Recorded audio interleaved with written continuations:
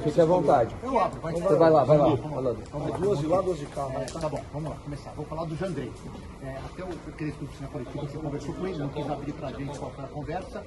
Qual é a situação? O Jandrei não investe mais na Liga de São Paulo esse ano, está acertando com o Juventude, por empréstimo, vai de vez, como é que vai ser? A gente conversou com o Jandrei também, né? A conversa de foro íntimo, o Jandrei falou com o Rui a respeito da situação dele. Nós estamos negociando com o Juventude um empréstimo até o final do ano, então a expectativa é que esse empréstimo saia até o final do ano, sempre dizendo que o Jandrei é um profissional corretíssimo, sempre trabalhou muito, e ele também não estava nesse momento se sentindo bem com a situação. Então, eu acho que vai ser bom para o Jandrei, bom para o São Paulo, e quem sabe em janeiro o Jandrei seja de volta. O Crespo falou sobre a montagem do elenco agora no coletivo, ele falou que ele é o piloto de Fórmula 1 e a diretoria que monta o carro, né? Algumas saídas estão acontecendo no São Paulo, tem especulações sobre o Lucas Ferreira. Agora nas oitavas chegou o Tapa, tinha expectativa de chegar um zagueiro, um lateral, o São Paulo acabou não fazendo contratações. O que você fala sobre o momento financeiro do São Paulo nesse momento? Na verdade é o seguinte, né? Essa é uma decisão que a gente tomou como diretoria toda. Era um ano que a gente tinha que apertar muito o cinto, então basta vocês observarem, o São Paulo é o único time da primeira divisão que não fez nenhuma transferência, contratou nenhum jogador com transferência.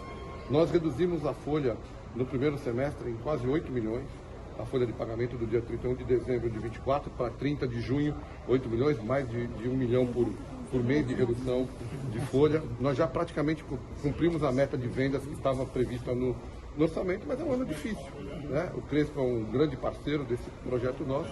Nós vamos continuar nesse trabalho, buscando jogadores dentro da nossa possibilidade, dentro do que a gente pensa em fazer. E óbvio, basta ver a situação que São Paulo está.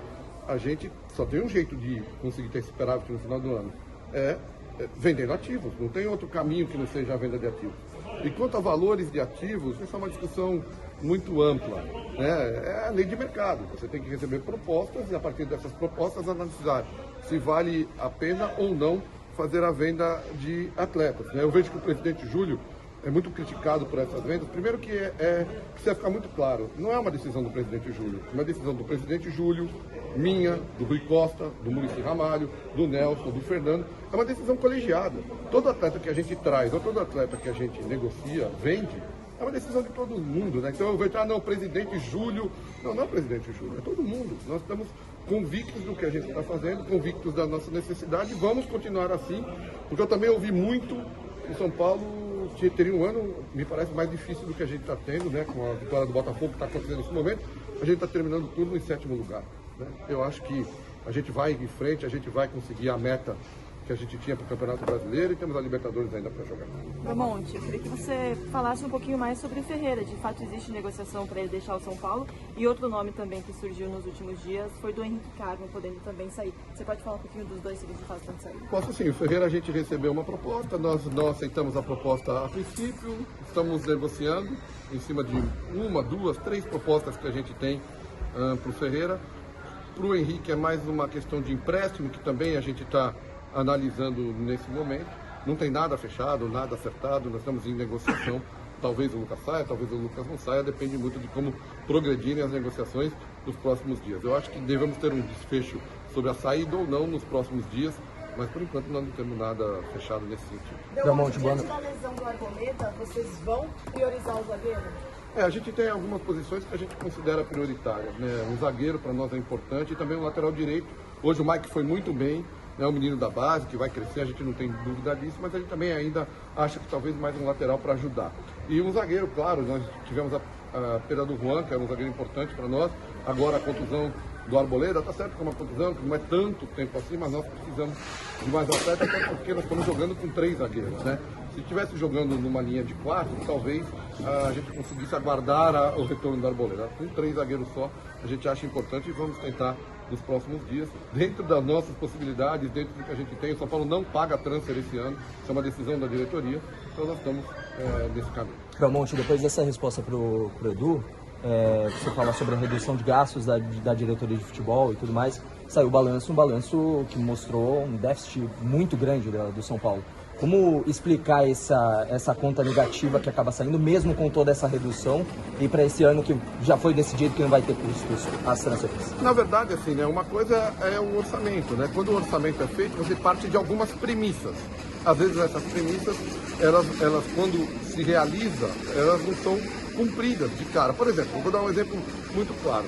Ao final do ano, terminava o contrato do Rafinha e do Luiz Gustavo, ao final do ano passado. Do ponto de vista orçamentário, são 2 salários saindo, porque termina o contrato. Quando você renova com o Luiz, então, do ponto de vista do orçamento, você aumentou um salário.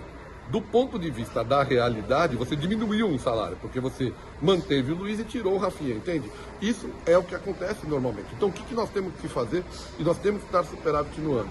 Para compensar essas distorções orçamentárias, nós temos que vender mais atletas, nós temos que arrecadar mais. Por exemplo, nós não passamos das oitavas e estava no orçamento quartas de final da Copa do Brasil. Então eu tenho que buscar compensações. Como? Tendo um resultado melhor no Brasileiro, avançando em outras fases da Libertadores, ou vendendo atleta, ou tendo mais bilheteria. É tudo um pacote só. Então, assim, o que nós temos como convicção é que nós vamos terminar o ano com superávit. Nós vamos ter superávit esse ano. De que forma? Da forma que for possível ter superávit. Agora, todos vocês, isso é público. Basta ver. Eu tirei 18 atletas do elenco e trouxe 5. Né? Então eu tive uma redução de folha, é claro, é evidente. Né? Nós não contratamos nenhum jogador com transfer. E já fiz todas as vendas que estavam no orçamento. Como que a gente pode estar gastando muito? Não, é o contrário, nós estamos gastando pouco nesse momento. E tendo um time competitivo. Isso que é o mais importante. O nosso time é competitivo. Eu ouvi muita gente dizer que o time não era competitivo. E o time é sim competitivo. Tem mostrado agora no Campeonato Brasileiro. Belmonte, o fato do Juan Pessoa não ser retirado da lista da Libertadores é porque vocês estão retomando uma negociação com ele? Não, na verdade, a gente fez alguns movimentos, né, Edu?